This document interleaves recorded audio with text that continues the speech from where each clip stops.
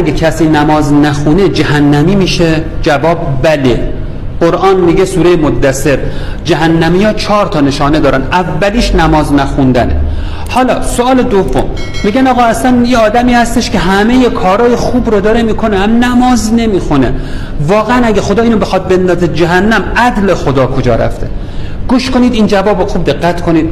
قرآن میگه من جاء بالحسنته فله عشر امثالها، هر کس حسناتشو بیاره این طرف ما 10 برابر بهش پاداش میدیم. گوش کنید، معیار انجام دادن یک کار خوب نیست، بردنش هستا.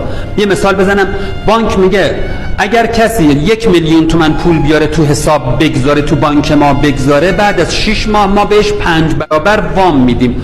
حالا شما پولاتون رو برداشتید وسط راه، یه موتوری میاد پولای شما رو میدزده میره، بعد میرید به بانک میگید من داشتم پول میآوردم پولامو دزدیدن، میشه به ما وام بدید؟ میگن باید میآوردی، من جاء بالحسنه، باید بیارید.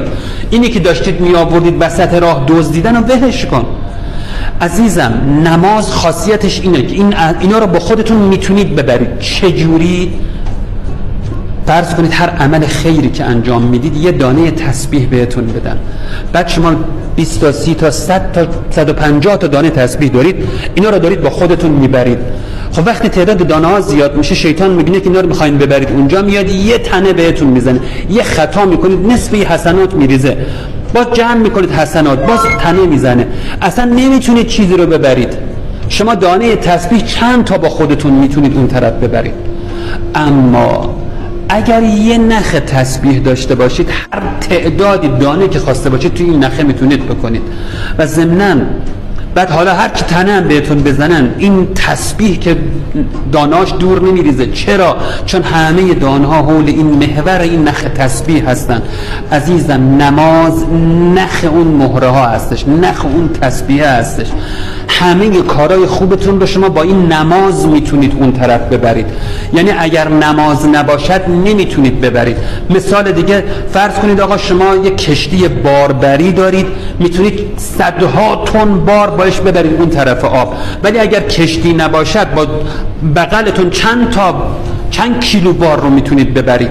نماز حکم اون کشتیه رو داره، نماز حکم اون نخ تسبیح رو داره.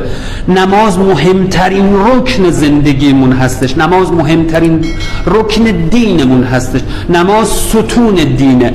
نماز یه عمل مثل بقیه اعمال نیست، نماز برترین اعمال هستش. یادمون باشه اگه میخوایم خیر دنیا و آخرت رو داشته باشیم نماز رو بی تفاوت نباشیم.